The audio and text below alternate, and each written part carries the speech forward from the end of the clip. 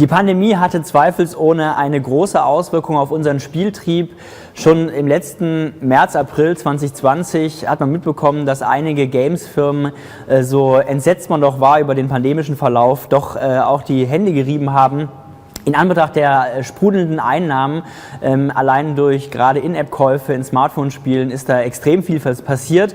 Klar, auf der anderen Seite haben die Spiele, die man wirklich physisch zusammen an einem Ort macht, die haben darunter gelitten. Da passiert natürlich sehr wenig zu Zeiten, wo man sich social distancen soll voneinander.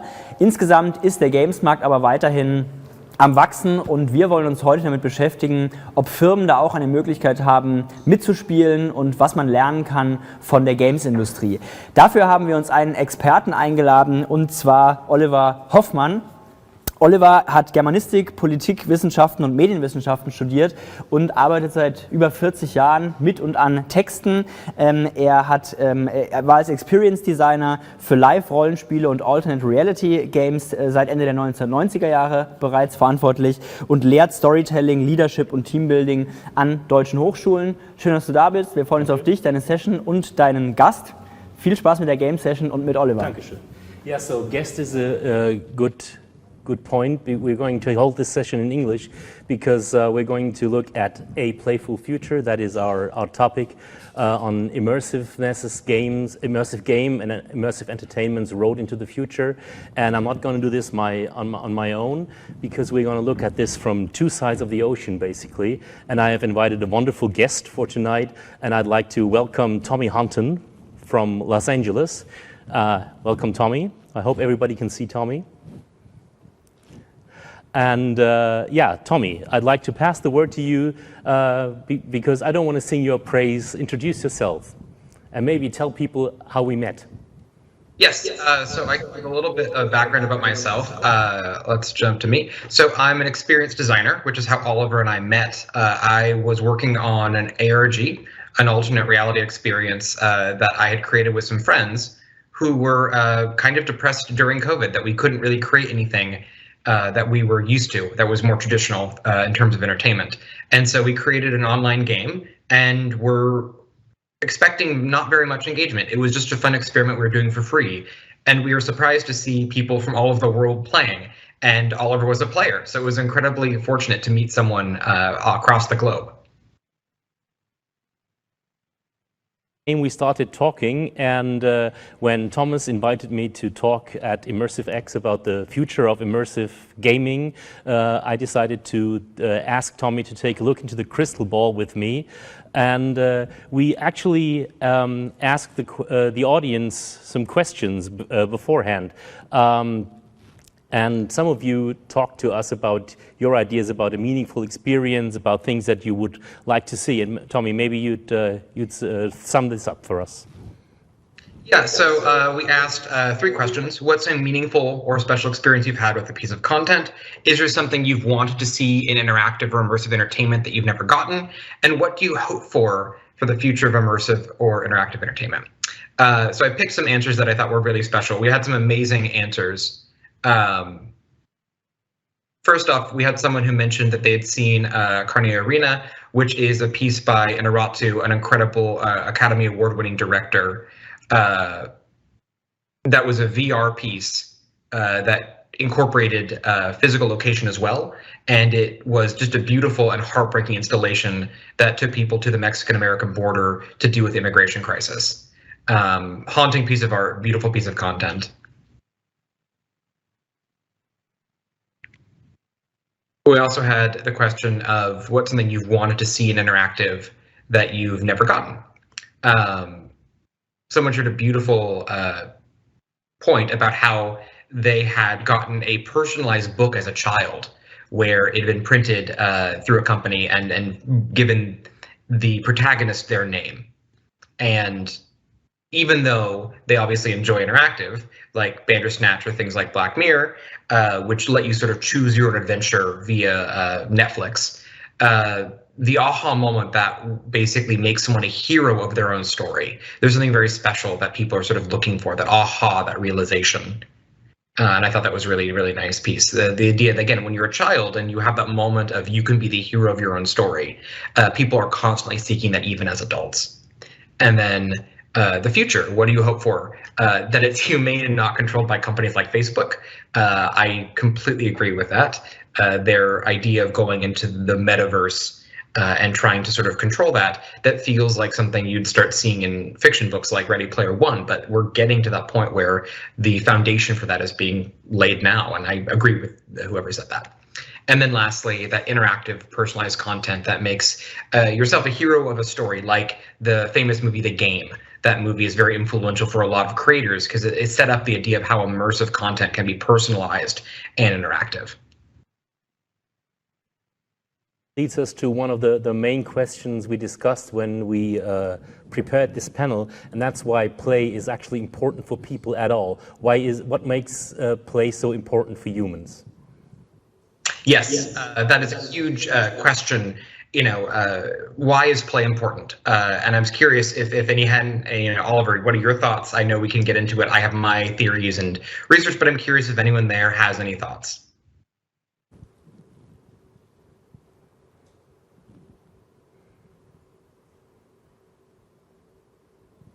We don't seem to get any audience input at this point, so maybe let me quote a famous German playwright here who says that play is the only point in life where humans are fully human.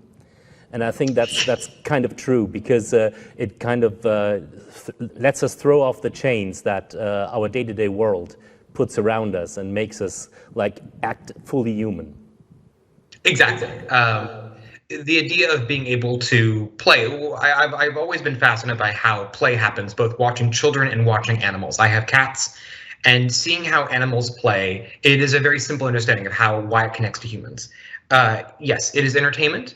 It is wish fulfillment, escapism. It's also stress relief. It is training for social engagement. For animals, it's training. People always find it very cute when a cat or an animal, sort of rabbit, kicks you. They're actually practicing the disemboweling move when they're fighting. They're not actively disemboweling you, but they're practicing it. It's the idea of you're training for real world scenarios, giving strategies for competition or for cooperation. But it also builds connection. When people play a game together, they're not actually felling a mammoth, but in tribal, primal society, felling a mammoth and building connection to, overcome adversity was required for survival. Nowadays, our cooperation is usually in games less dangerous, but it's really, as Oliver, I thought so beautifully put it when we were rehearsing this, it's really testing out limits in a safe, non-threatening environment.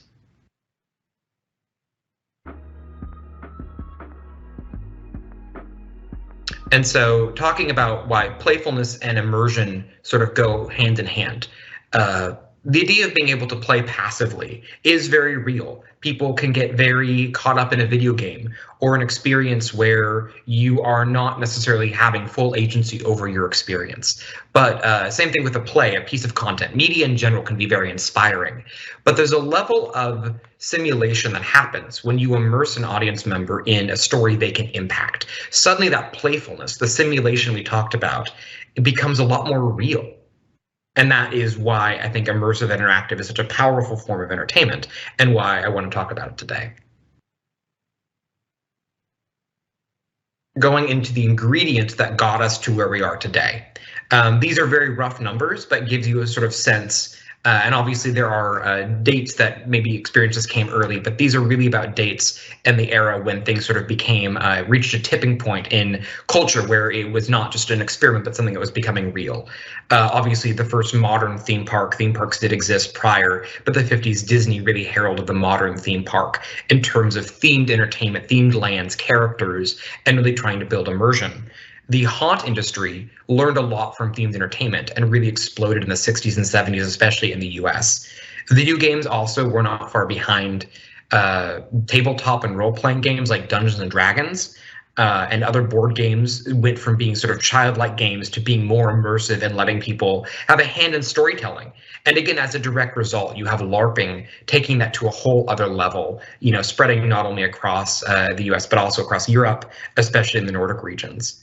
And then you lean really heavily into experimental theater, site-specific theater, specifically taking a work and staging it in not a proscenium-based theater, but in an actual warehouse, or setting it in a park or the spot where the theater, piece needs to happen.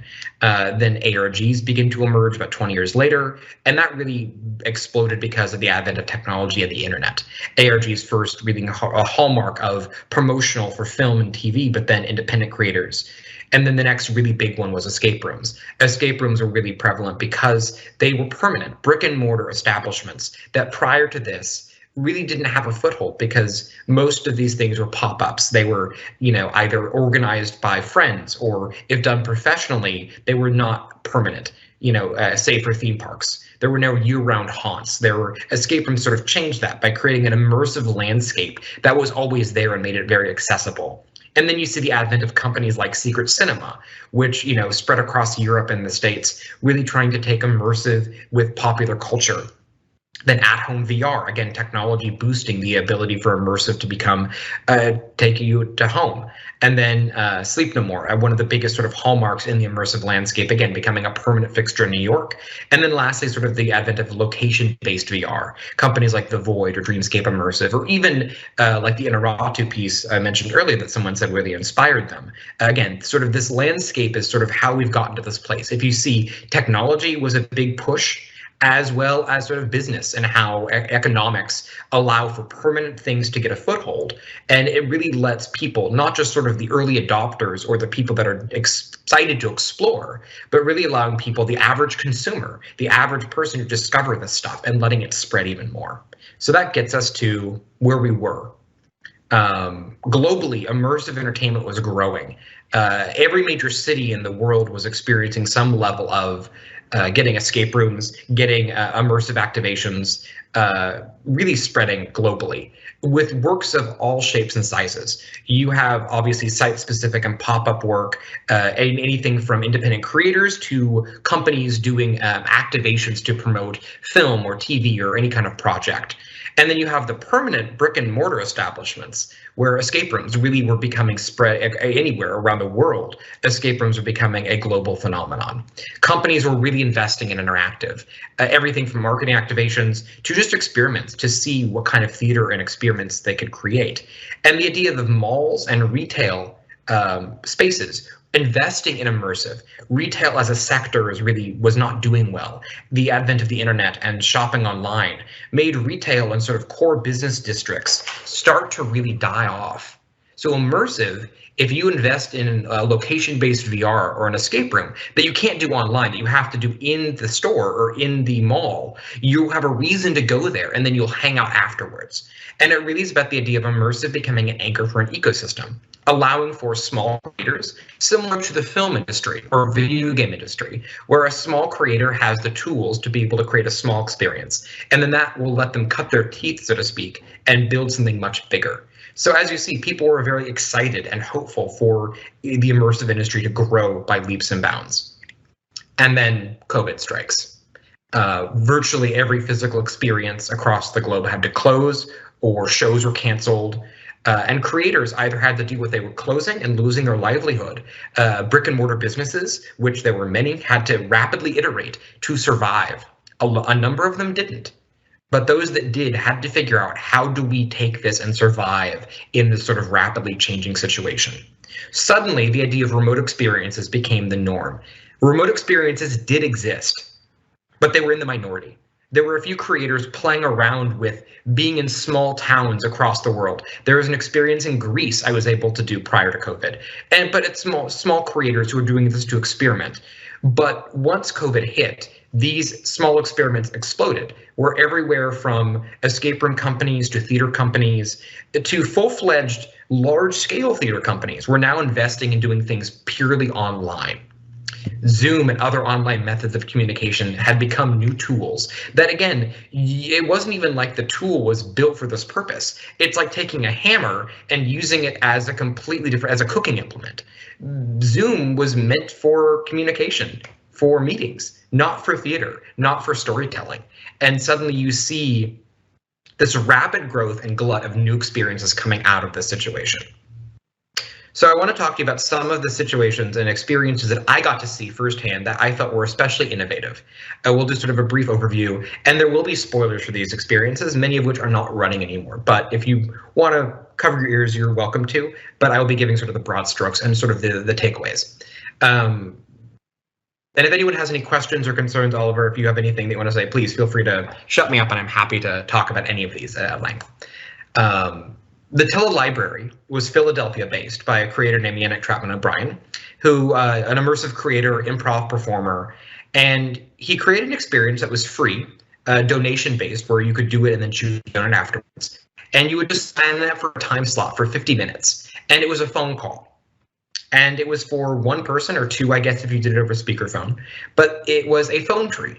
I'm sure all of us have had experiences calling helplines or technical support or customer service for a bank or a major company. He created that experience, and the idea that you were picking little segments to read from a book, and he'd read them to you. But he was pretending to be a helpline, sort of an automated help system. But what was amazing about it was there was a lot to explore. And Yannick, being a brilliant improv performer, but as you can see from the photo, he had, this is just a close-up, he had dozens of pieces of paper that simulated the phone tree menus. So he would give a very sort of robotic voice, and that was very scripted, but also completely responsive to whatever the audience member would say. And he would do readings, but you could get credits by sharing a story or telling a joke. And he would choose, if you wanted to contribute, you could have your voice recorded and your story recorded to be shared with others. And you could also change the settings. For example, my partner and I made him speak like a French pirate. And he did. He also, we changed him to be very sarcastic. And it was very magical because there was complete agency, but there was a structure. It felt like we were investigating this space together. Some funny lines that came out. Please pay attention as our menu options change frequently without warning. To pause, say paused, and say and or simply wait for the inevitable end of all things. The humor was very, very good. But what was amazing is that it wasn't just my experience. Every experience evolved in such that people created things. Since the audience member had agency, you were allowed to create a pool where you could pool your credits together and contribute towards a passage that cost 99 credits, which is more than one person could earn. We threatened to blackmail the Telelibrary and try to find a secret about it. The fact that it was completely responsive yet had boundaries made it exciting, and something that people not only called once but kept calling over and over again, and built a community around, trying to get to its inner core. So it was a collaborative piece that really was lovely, and again, only over the phone. I thought it was completely brilliant. Another piece that I thought was incredibly clever, Monago. It's a Japanese ghost painting class that was an immersive experience done over Airbnb experiences. They offer the chance when you're local somewhere to get surfing lessons or do yoga at the beach, go shopping with a chef, and go to a market. This was under the guise of a ghost painting mythology course you would take. It actually took place in Japan, and it was done by a escape room and haunt company called Abakan. And it was in a suburb, in a house in Tokyo, and it was done over Zoom, where it would start out as learning about the history of ghost paintings and the mythology of sort of Japanese ghost culture. But it became something much more horrifying, as you could see from the imagery. It was a horror experience that was frightening, but incredibly impressive. The use of the immersion and the reality. It felt real. Obviously, you knew it was a manufactured piece, but the way they grounded it by having you get to talk to the character, the way he interacted with you over the course of the piece, and then, of course, as the horrifying reality of sort of ghosts came to life, you were that more terrified because of how grounded it was. And again, a horror experience that is more immersive than just a film. This was a very clever use, and they had never done a piece like this before. Again, entirely because of COVID. Did they put this online? It was incredibly effective. Another way that people explored at-home experiences was doing something that didn't involve a computer screen at all. Welcome Home was done by an immersive theater company called Shine On Collective, and they were a purely location-based, site-specific theater company that focused on gothic, female-driven horror. With COVID, they couldn't create in person anymore, and so they decided to tell a story in a box. they put items. You move to a new neighborhood, and the old owner of your home left some items behind. And so your neighbors are dropping off a meal that you can actually eat. It's food, it's dinner, that you can eat while doing the experience and looking over the items inside of the box. You also had a phone tree that you could call to hear your neighbors, and you could eavesdrop on them. So it was pre-recorded audio that let you sort of learn about the history of your neighborhood. They worked in collaboration with local kitchens and bakeries to give food. So it felt like when you came home, you would pick up the box, come home, or have it delivered, and you would be able to sit down and eat your dinner, but do the experience together as a group around a phone at your own pace in your kitchen without looking at a screen. Phone calls made it very immersive, very intimate. And it's a larger trend. Boxed experiences that purely tell stories via puzzle or that are purely narrative and anything in between has become a very large thing. It existed prior to COVID, but again, COVID made this industry explode. And there's a desire for not only things you can order online, but local content. There is an experience called Vampire Pizza that partnered with pizza stores across the different states, and you would be able to order from the local pizza shop, but get a little boxed experience with it. So partnering with local content is becoming a bigger thing, where people want to be able to go pick something up locally, and having something customized to your area can be very special, as evidenced by this. Another experience that was a clever adaptation. This was not created for COVID, but created in response to it as an adjustment. Virtual Exorcist was an adaptation of an escape room by a UK-based company called Emergency Exit. They had a game called Exorcist, which they wanted to put online. But the challenge of adapting an escape room for the online world is very hard. Games are not meant to be played via a camera. You are usually playing an experience that's meant to have 4 to 5 people on the ground doing things simultaneously. As soon as you put something online with a single camera, you bottleneck the experience. It feels not fun to do. So when people were adjusting, this company did some very clever things. They made it feel, as you can see from the image, you would begin in a car. It was just a Zoom background, but the guy would act like he was taking you on a tour of an old mansion, and that there was a dark history behind it. And there was a cameraman who was also with you. And so it's very rare for an avatar game, which is one in which you control a character who's talking to you and you're giving advice to. He was completely earnest. He's, walking around the room, first time he's been in there, he says, narratively, and you're telling him to go explore and look at things. Meanwhile, the cameraman is following you around, and your host is talking to the cameraman. And what's really clever is how they folded in overlays. So at different points, the cameraman would be looking at something, and they would have an overlay of a ghost walk by. And of course, the audience would be like, oh my God, there's a ghost there. And he would be like, oh, I don't see anything. So it was playing with you as well as the passive storytelling of the cameraman. So over the course of the experience, your host was kind of a jerk to the cameraman. He would pull pranks on him. He would kind of talk down to him.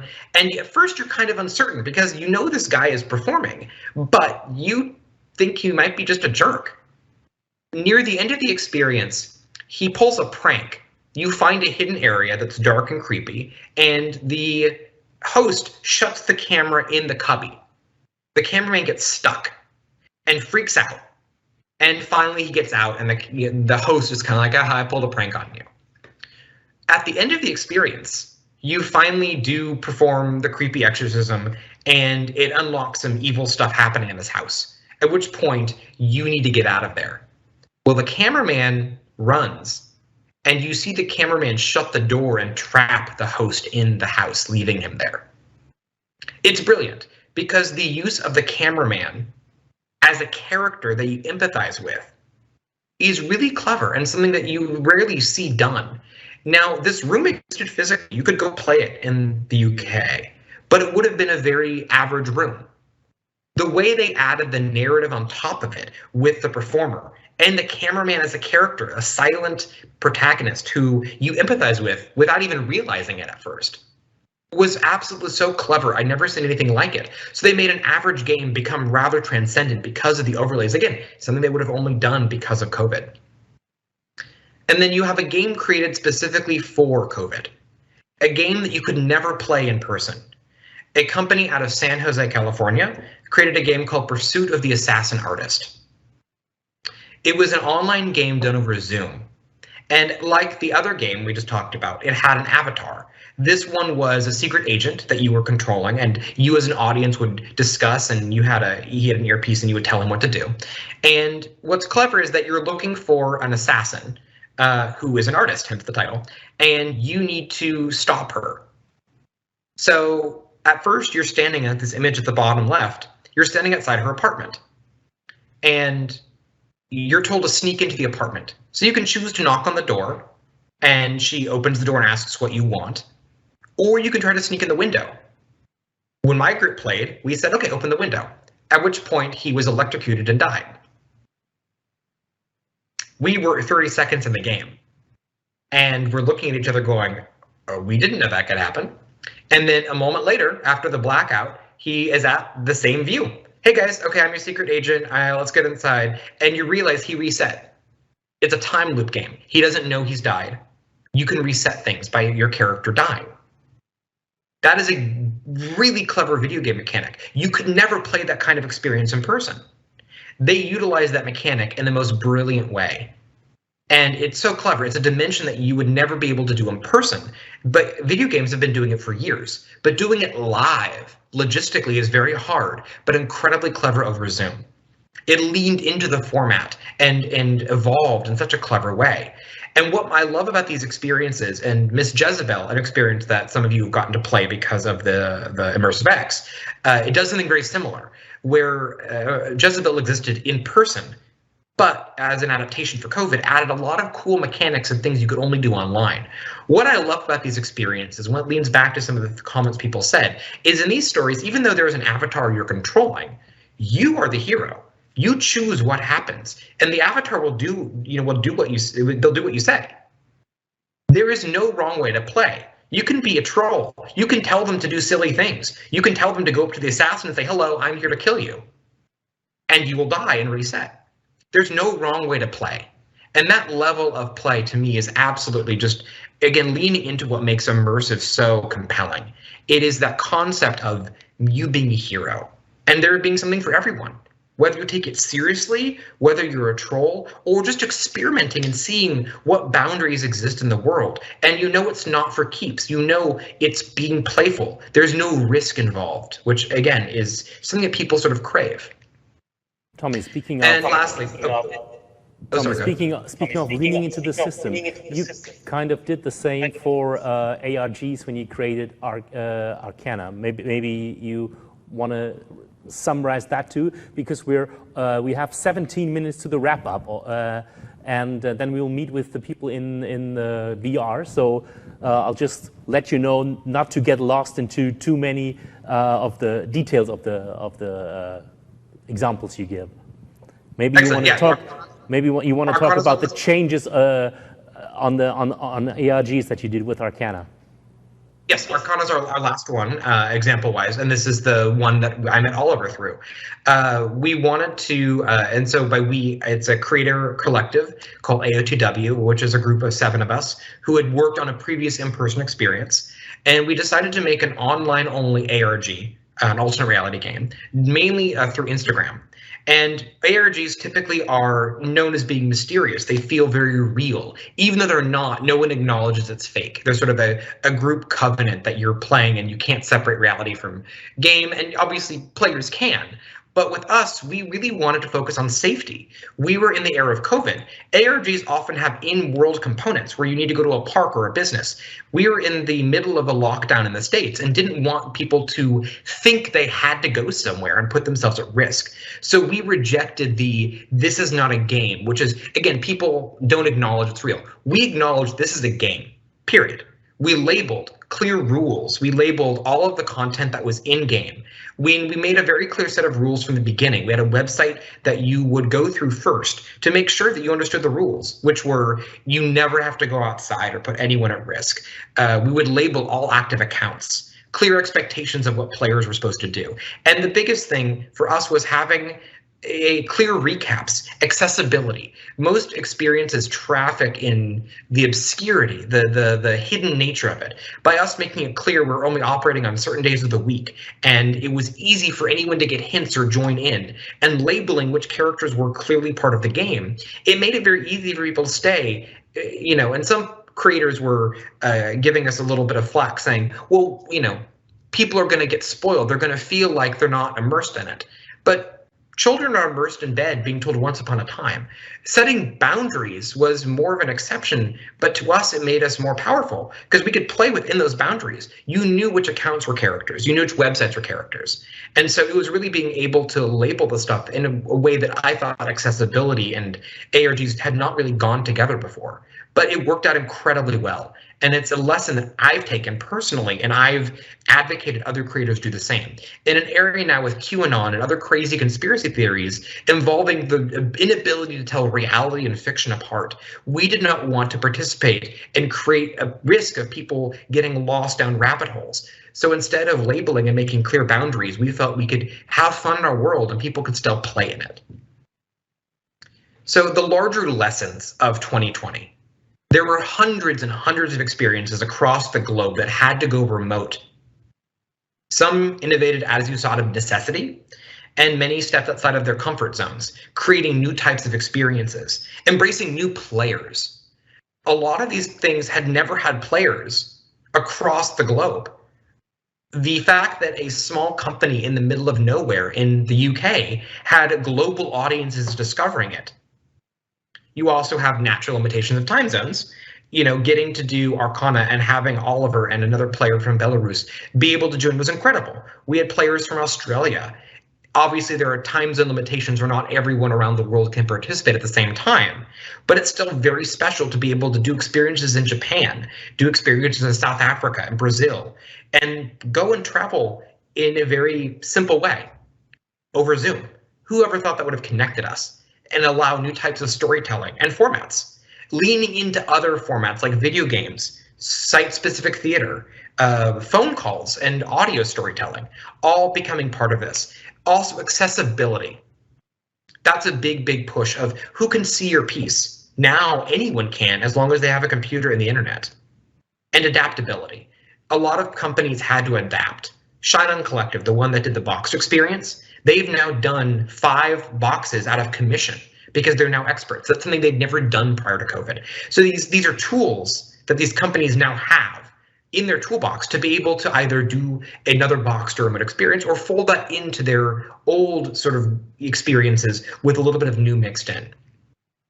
And so where are we going to go from here? People are obviously making up for lost time. They're playing in person. People want to go and do things. COVID is still a real threat, but people now with safety measures feel comfortable going out. This October was haunt season. Last year's was canceled for the most part. People are going out to see spooky shows and see experiences in record crowds. But to create a safe experience, the idea of doing things outside, creating a thing called the open world format, which allows people to be entered in a very large space and choose where they go, and limiting sort of hubs or let's say stations. So if you create a sort of large outdoor experience and have 20 tents, one group can go per tent. You allow for this still the experience of a large open immersive space, but with clear sense of how the audience can be adjusted. Tours, a lot of things are traveling again. Multidisciplinary things. A good experience I had recently was called The Infinite. I was in Montreal. It's a VR experience that takes you through the space station and space travel. I find space next to a religious experience for me, and I found it very moving. I know other people that submitted to they found other VR, especially things involving space and the space station, very special. Those things are coming back now very strongly because you can safely distance people. VR, you're able to create boundaries from people, so you physically stay away from them even if you're in VR. International simultaneous experiences. Netflix and a company called Fever are taking the Money Heist experience based on their Money Heist property and opening it in cities across the world simultaneously. La Casa de Papel is the name of the experience, but it is opening in Paris, in Miami, in Buenos Aires, in London. It's opening across the world. And it's really special to see simultaneous experiences coming out now in a way that really hadn't happened before, because the realization of how audiences around the globe want to participate in things. And again, malls, retail, downtown business districts, they want people back. And they're doubling down on investment. They need to recover from COVID. And again, getting people to show up for a reason, an immersive and a branded experience, any kind of creative element that you can do in person is exciting. And lastly, remote isn't going anywhere. Even though people are craving in-person experiences, there is something about being comfortable at home. You can experience a brand or a story without having to travel. I would prefer in person, but if there's an experience being offered across the globe that I couldn't do in person, I would love to do it remotely. And I know it's an option. I know there's good ways to do it. There are other companies that have been embracing the format. Out of COVID came a company called Codename Burger. They're an entire branded set of puzzles and stories you can get with food delivery. So you might order a burger and some food, and it comes with a mission for you to play. They have an app, you can track it. It is entirely remote and at home through food delivery. That would not have existed without COVID. There are new formats and mediums to explore, new options of how you connect audiences. There are companies that are doing some fascinating mix of things where you might have an experience that can pit people together. So two teams of people that are in person, a team of people that are remote somewhere around the world and somewhere else around the world, or a hybrid model where someone is in a room physically interacting with someone across the globe, like I am with you today. There are games and things people can play with technology adjusting and growing. It's going to lead to, I hope, a more playful and hopeful future because people are able to connect in ways they never have before. So I know we want to jump into audience questions or thoughts. Well, aside from the fact that somebody was really happy about your quote that playing is trying out things, that's obviously something that resonated with people. Somebody asked here, when is Ready Player One going to be real? That is a good question. I think a lot of companies are really pushing. I mean, we've seen with Facebook rebranding their name to Meta, not just because their Facebook is such a toxic name now, but companies all over are trying to push for it. I think it'll be a while because technology is not quite there yet. I have an Oculus, a Quest 2 behind me. I love VR. I think there's some very magical things that are happening in it, but to me, it's still not accessible yet for the general audience. You know, think about the average person picking up that stuff. Until there's that level of adoption, I don't think any company or that sort of world is really possible yet. Locomotion in VR is a thing that someone brought up. How do we can fly in VR, we can move. Why are people creating the same walking experience we have in real life? There's a lot of accessibility questions about how you might move, how you might not get sick. So even though companies are leading the way, I do think it's going to be some time before we're actually fully able to be immersed and have it replace life. I know, of course, I don't want it to replace life, but making it where you can fully feel things, it might require a suit to feel sensations. It might require a special speaker setup because there are speakers that are haptic, where you can put your hand in front of a speaker and feel sensations because of micro-directed sound. So there are a lot of tools that are going to lead the way to get us there, but I still think we're probably half a lifetime away before that is ever going to be fully real, not only from a standpoint of how you feel about it, but also for the general public to dive in. Plus, do you want a company like Facebook operating it? Right now, they're the leaders. My hope is that there is some open-sourced either nonprofit or a company that is owned by a number of different people, including nonprofits or ethicists who are able to create, because ethical future, accessible futures are ones that are not run by corporations. I don't trust a profit-driven company like Facebook to create something that is not addictive. I want something that's hopeful, that is done with accessibility in mind. So with that, I also hope it's done slowly and with the right company. Do you agree if I say that that future that we're aiming at, the hopefully playful future, needs to have a deeply ethic component that comes with social responsibility? 100%. I have an additional question to the Ready Player One question that we had. What about Ready Player Two and the Oasis neural interface? I think we're tantalizingly close. There are little toys you can buy that you can train to read a certain low-level brainwave to control a ball. We're getting there. But again, it will be a long time before it's affordable, before it's accessible. Again, mass adoption is what's needed to make this take off. And these things are really cool social experiments and physical technological experiments. But until you have a physical product that people are able to go out and purchase and a company's able to build a platform for, we're worlds away. And again, I think, Oliver, to your point, it is something that we don't even know the full extent of. We are the beta test for Facebook and social media. It launched when I was in college. And the way that industry has exploded, we don't know the full implications socially of how things are playing out with people growing up being exposed to unregulated social media, unregulated sort of connected content. There are definitely ethical concerns. And in my mind, there's a lot of trust needed for a company to surrender something as big as you diving into a world. And so my hope is it's done slowly, like we said, with ethical framework. A good example is early ARGs. When the Beast was created in 2001, that was the first really big ARG. And they did not know what they were doing. They were creating a new form of entertainment. They did a lot of things looking back that are completely risky. But you have to sort of start the Wild West style, not knowing what's going on, and then adjust. We're now sort of, we're 20 years away from that. And we're at a space now where entertainment online is still very much being figured out.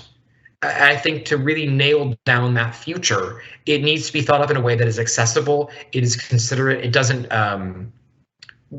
magnify toxic behavior. It's not created to be addictive like social media is now. So again, my fear is that if you don't create it in a way that is accessible and ethical, you're never going to be able to inject that back end. So that's why I'd rather have it take its time and let there be a consortium, a nonprofit, some sort of, entity that's trusted at the core of it. Tommy, can you hear me? Yes.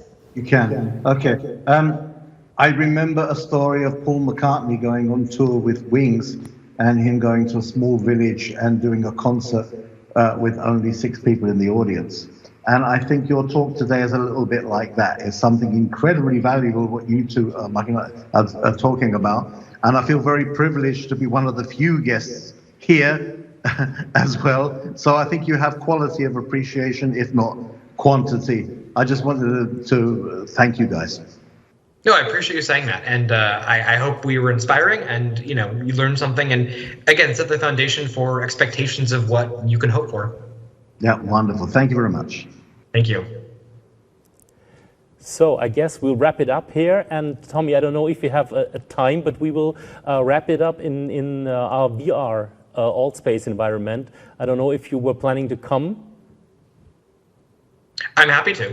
Cool. Then let's meet our participants there and sit around the campfire and do some more personal talk in VR. And thank you for joining me, and we'll talk soon. Excellent. Look forward to it. Vielen Dank für euch für die Game Session und wie gerade schon von Oliver angekündigt, wer jetzt noch mehr dazu erfahren möchte, der kann gerne wieder in die VR gehen zu unserem kleinen Lagerfeuer und wie wir gerade gehört haben, mit den beiden dann sprechen. Für alle anderen geht es um 18 Uhr, also auch in Kürze dann weiter mit der Closing Note von Thomas. Auch das wird wieder in der VR, aber auf der Main Stage stattfinden. Dort gibt es dann nochmal einen Überblick über das, was wir heute gehört haben. Und heute stand ja alles unter dem Motto What's Next. Thomas wird seine Closing Note konzentrieren auf die Frage What's Now, also uns auch nochmal einen Einblick geben, was eigentlich die aktuellen Trends sind. Bis dahin, wir freuen uns, wir sehen uns dann in einer Viertelstunde in der VR. Bis dann!